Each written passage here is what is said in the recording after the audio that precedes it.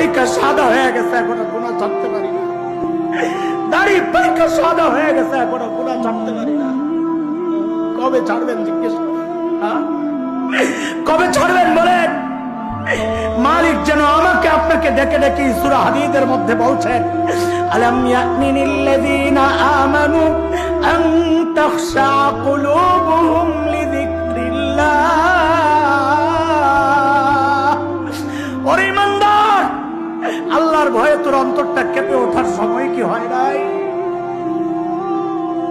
যুবক, তুই ভাবিস না আল্লাহ তোর চুল পাকা পর্যন্ত সময় দিবেন, দাড়ি পাকা পর্যন্ত সময় দিবেন না। রে বাপ না, কত বাবাকে দেখলাম সন্তানের লাশ কাঁধে নিয়ে যাইতেছে।